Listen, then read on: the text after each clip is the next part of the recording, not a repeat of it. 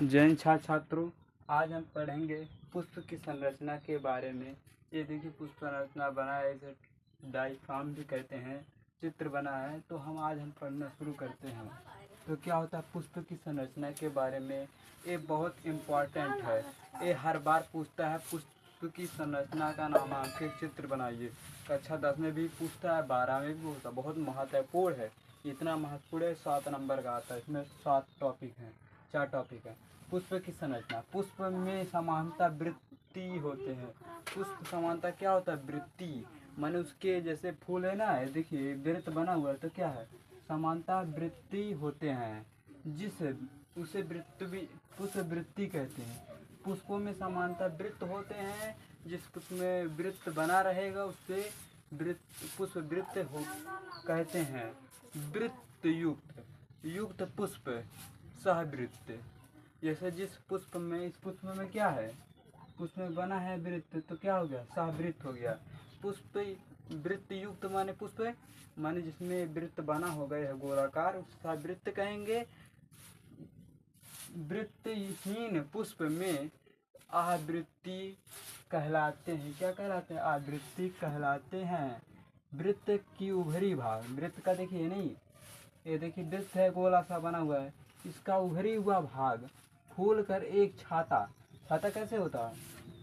ऐसे तो होता है छाता, इसमें डंडी लगी रहती है और यहाँ पर कलर ऐसे बना रहता है। ऐसे क्या हुआ? ये भी देखिए छात्री नुमा, किस नुमा? छत्ती के नुमा संरचना निर्माण करता है। इसे क्या कहेंगे? इसे पुष्पासन। पुष्पासन, ये देखिए इस भाग को क्या कहेंगे हम? पुष्पासन। और यहाँ पे एक ऐसे बनता है पुष्प, ऐसे इस गोल वाले भाग को क्या कहेंगे? पुष्पासन।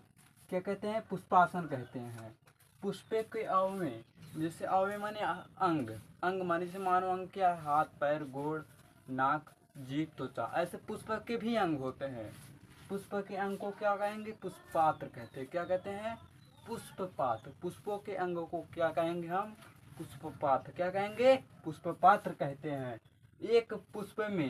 एक पुष्प में पुष्पात्र 4 चक्रों अविनाशी होते हैं। एक पुष्प होता है, उसके 4 पुष्पपात्र होते हैं। कितने पुष्पपात्र होते हैं पुष्प में पे?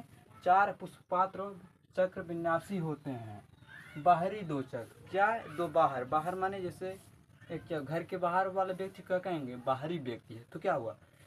बाहरी 2 चक्र होते हैं। बाहरी चक्र कौन कौन है? सहायक चक्र यहाँ कहेंगे आप। सहायक चक्र माने जो किसी कार्य को आप सहयोग देते हो उसे क्या कहें? सहयोग, सहायक चक्र या वर्धी चक्र कहते हैं।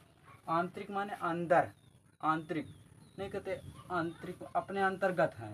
तो क्या अंतर्गत से ही आंतरिक बना हुआ है?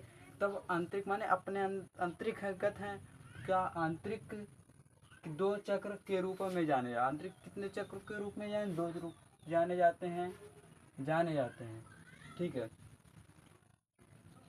देखिए पुष्पासन के 4 होते हैं, 4 अंग होते हैं। कौन से कौन?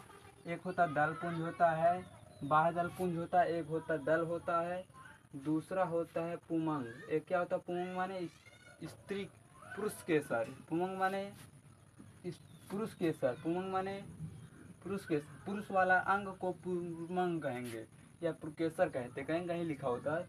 तो हम पढ़ेंगे बाह्य दल पुंज। बाह्य दल पुंज के बारे में क्या है, तो ठीक है। आपको वृत्ति वाले भाग को क्या कहें? जिसमें वृत्त बना रहेगा सहवृत्ति, जिसमें वृत्तहीन रहेगा आवृत्ति। पुष्प में समानता क्या होता है? वृत्त होता है, उसे पुष्पासन कहते हैं। पुष्प के क्या है? वृत्ति उभर फूल कर छातानुमा भाग को पुष्पासन कहते हैं। पुष्प में 4 पुष्प के अंग कितने होते? 4। तो 4 पुष्पात्र कहते हैं। पुष्प के अंग को क्या है? पात्र। 4 पुष्प के पात्र कितने? 2 बाहरी चक्र, सहायक अवधि, और आंतरिक में अंदर वाले को अंदर आंतरिक 2 चक्र होते हैं। तो ठीक है, हम पढ़ेंगे बादल पुंज। बादल पुंज क्या है? बादल पुंज यह पुष्प में पाए जाने वाला क्या है? यह पुष्प है। पुष्प माने क्या होता है? फूल हुआ, गेंदा का, किसी प्रकार का फूल को पुष्प कहते हैं, ठीक है।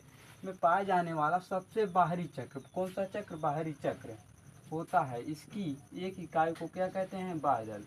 तो क्या है? यहाँ दल दिया है, ये देखिए, इस इकाई को क्या कहते हैं? बाह्य दल कहते हैं। क्या कहते हैं, दल कहते हैं। इस इकाई को क्या, ये क्या है, बाह्य दल, दल है। इसकी बाहरी इकाई को कहते हैं दल। दल से मिलकर एक बाह्य दल बना, उसके दल पुंज बना, ठीक है। बाह्य दल के समानता हरे रंग, बाह्य दल समानता किस रंग के होते हैं, ये सब कौन से रंग के होते हैं, हरे रंग के। देखिए आपने गुलाब को देखा होगा तो उस जब तोड़ा होगा तो उसके नीचे क्या होता है, हरा कलर रहता है। इसी कारण प्रकाश संश्लेषण क्रिया होती है, सूर्य से प्रकाश मिलता है, नीचे जमीन से पानी जल खड़ ले जा लवण ले जाते हैं, उसके बाद अभिक्रिया करके भोजन बनाते हैं। तो ग्लूकोज रख लेते हैं, ऑक्सीजन हमें देते हैं। ऑक्सीजन को इसी कारण हमें प्राण कहा जाता है, क्योंकि हमारे वो प्राण के लिए बहुत आवश्यक है, तो इसी कारण, ठीक है। अब पढ़ेंगे बाह्य दल पुंज। क्या होता है बाह्य दल पुंज के बारे में, क्या है बाह्य दल। दल पुंज जो है बाह्य दल के भीतर की ओर है। बाह्य दल, दल पुंज कहाँ पर है, ये दल है, ये भी दल है। तो दल पुंज के भीतर जो भाग होता है इसे उसी को इसे रंगीन, ये कौन सा भाग होता है, दल। बाह्य जो होता है दल, यही बादल जो होता है ये क्या होता है, ये भाग जो रंगीन होता है। रंगीन माने इसमें बहुत से रंग होते हैं, ठीक है। यह परागकण के लिए क्या होता है, परागकण, जैसे परागकण जब जाते हैं तो निषेचन होता है, तो क्या होता है, तो बीज बनता है। तो बीज से क्या होता है, फल बनते, उसके बाद तो क्या होती है, फिर वही की प्रक्रिया चलता है, ठीक है।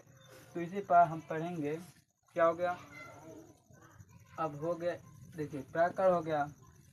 यह बाह्य दल पुंज, परिदल, बाह्य दल पुंज को परिदल, बाह्य दल पुंज तथा दल एक समान दिखाई देते हैं, इसी कारण है परिदल कहते हैं। क्या कहते हैं इन्हें, परिदल कहते हैं। परिदल को, समूह को पर बाह्य दल पुंज कहते हैं। क्या पुंज माने क्या होता है, समूह। बाह्य माने बाहर, दल माने दल, माने बाहरी वाले दलों को जो कहें समूहों को बाह्य दल पुंज कहते हैं, ठीक है। अब आएगा पुमंग। पुमंग माने पुरुष के सर। पुरुष के सर के बारे में हम पढ़ेंगे। इधर देखिए सारा पुरुष के सर। पुरुष के सर में दिया है प्रागकोश तथा पुरुतंतु।